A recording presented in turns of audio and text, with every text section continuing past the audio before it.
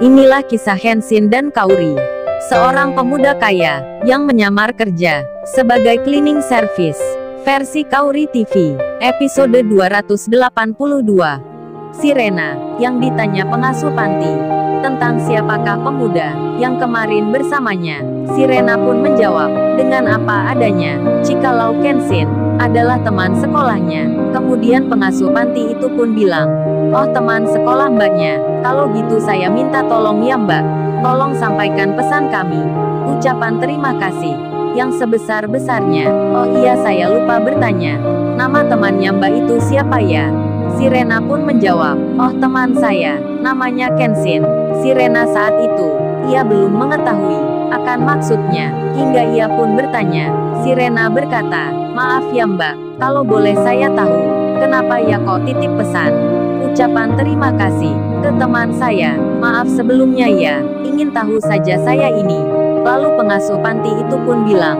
Kemudian ia menjawab, "Oh ini mbak, kalau mbaknya belum tahu, kami minta maaf juga, berarti kami nggak bisa menjelaskan. Karena kemarin dibilangin oleh seseorang, kalau Mas Kenshin itu nggak mau dicerita-ceritakan." Sembari tersenyum, pengasuh panti tersebut melihat ke Rena. Sirena pun belum mengerti akan maksudnya. Meskipun demikian, ia tak bertanya lebih lanjut. Sirena hanya menjawab, "Baiklah mbak, nggak apa, kalau gitu ntar saya sampaikan." Kemudian, setelah beberapa saat, pembicaraan mereka pun telah selesai. Sirena berpamitan, ia kembali lagi menuju ke restoran. Sementara Kenshin yang baru dibicarakan itu, saat ini dirinya yang bersama Iwan beserta Ririn pula masuk ke dalam restoran, sedang memesan makanan. Saat mereka duduk bersama, Ririn lalu bilang, "Ken, aku mau bicara semenjak lama ini, tapi karena jarang sekali bertemu kamu lagi, akhirnya di saat ini aku ingin mengungkapkan langsung." Dak-dikduk hatinya Kenshin. Ririn mau bicara apa ini?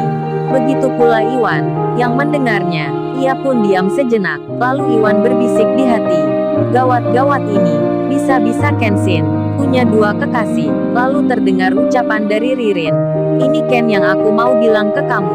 Aku ingin ucapin terima kasih ke kamu yang udah banyak membantu aku memasukkan kerja, menolong ibuku pula di saat ada masalah itu." Lalu ia melanjutkan bicaranya, "Ini Ken, maafin aku ya. Sampai saat ini, aku belum membalas kebaikan kamu, belum memberikan sesuatu." Kenshin menjawab, "Kamu bicara apa Rin? Masa kita membantu teman harus minta imbalan, atau minta ucapan terima kasih, ataupun kamu harus memberikan sesuatu? Kan gak gitu Rin."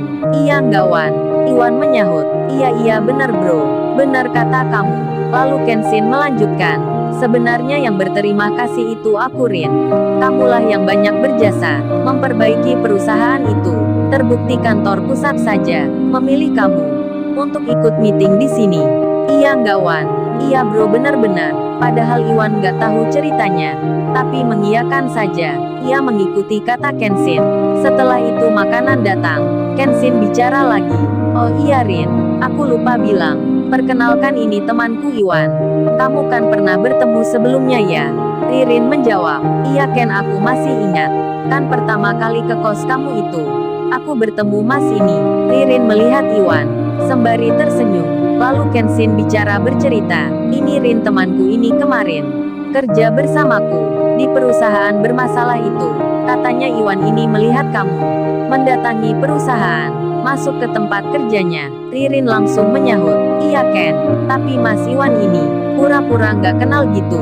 Waktu aku bertanya, malah ditinggal pergi. Ternyata lagi menyamar." Kenshin menyahut, "Iya Rin, betul kata kamu.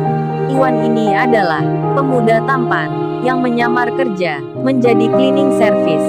Iwan pun langsung menyahut, "Bisa aja lu bro kalau bilang." Jadinya saat itu, sedikit banyak, Iwan menjadi salah tingkah. Apalagi Ririn bertanya, "Masnya ceweknya berapa ya?" Ririn tersenyum sembari melihat Iwan. Iwan pun menjawab, "Satu aja belum punya mbak. Malah ditanya berapa, kayak ada banyak pilihan aja mbak." Ririn menyahut, "Berarti sama dong dengan Kenshin. Belum punya cewek juga, ya cari gitulah Mas Iwan. Bersama Kenshin kan bisa, kan banyak itu pegawai kantor yang cantik-cantik. Ririn memang belum mengetahui akan status Kenshin yang gak single lagi. Namun Kenshin itu menjawab, bisa aja kamu Rin. Iwan lalu menyahut dengan menjawab rada beda. Ia bercanda sembari berkata, kalau gitu, kenalin dong Mbak, sama teman-temannya situ. Barangkali ada yang mau dengan kita-kita. Iya nggak bro? Kenshin hanya tersenyum. Rupanya Iwan pintar juga menjaga rahasia. Ia tak bercerita tentang Kenshin yang kini sudah punya kekasih yang bernama Kaori. Kemudian mereka pun makan bersama di tempat restoran yang pertama kali dikunjungi. Di lain tempat, si Rena yang datang bersama Shirley kini sudah masuk ke dalam. Disambutlah kedatangannya dengan ucapan yang ramah, penuh cinta dan rasa. Yudis itu menyapa dengan memanggil Rena. Hei Sai, kamu sudah tiba ke sini. Maaf nih aku nggak bilang dulu ke kamu. Ini sayangku, entar di tempat ini aku akan bangun kafe dan juga restoran. Kalau kamu punya ide lain, katakan saja ya Sai. Si Rena yang melihat ini semua, ia yang tak diberitahu sebelumnya.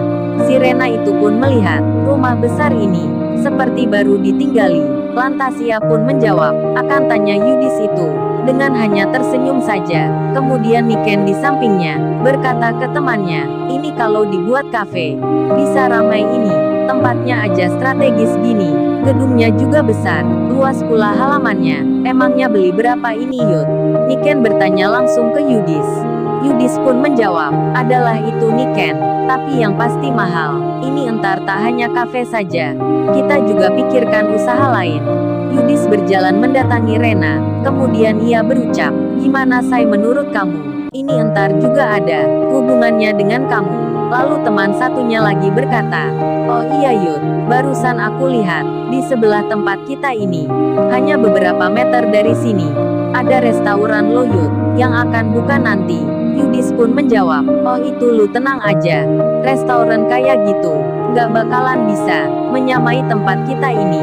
Paling-paling levelnya hanya pedagang kaki lima, menu makannya biasa saja. Kalau kita nanti kan beda, kita ambil chef juru masak, bartender peracik minuman, dan juga lainnya yang punya pengalaman, punya nama dan berkelas. Jam terbangnya pun tinggi, jadi lu bisa bayangin aja tempat usaha ini jadinya seperti apa nanti. Kalau perlu kita undang selebritis mempromosikan tempat ini. Iya nggak Sai? Yudis bicara ke Rena. Si Rena pun hanya tersenyum saja. Ia belum bicara mengenai hal ini. Lalu mereka semua melihat-lihat ruangan, memfoto-foto kamar yang nanti akan dibongkar. Di sela itu si Rena memandang ada foto anak-anak yang terpampang di dinding, bertuliskan kalimat, kami bahagia bersama, meskipun tak punya orang tua. Si Rena itu membaca di bawahnya nama panti yang tertera. Rupanya poster tersebut rupa untuk dilepaskan. Lalu mereka semua pun melanjutkan melihat-lihat lagi ke dalam. Sementara di luar sendiri, si bapak penambal ban yang ada di seberang jalan kasak-kusuk ditanya orang tentang berita yang terdengar. Katanya kemarin malam, ada seorang pria yang berseragam cleaning service, tak diketahui namanya, yang membeli properti dengan harga mahal, diberikan ke tempat panti. Orang-orang di sekitar itu jadi bertanya-tanya tentang berita tersebut, yang pada akhirnya informasi itu menyebar ke sana kemari. Banyak yang membicarakan, hingga ada yang berkata, mungkin dia orang kaya yang berpenampilan biasa. Lalu si Rena yang bersama Niken, bersama Shirley, serta teman kerjanya yang lain, terlihat saat itu sedang keluar dari gedung. Mereka kemudian menyeberang jalan untuk masuk ke rumah makan, yang saat itu pemiliknya sedang bicara pula dengan seseorang mengenai berita tersebut. Lalu, bagaimana kisah selanjutnya?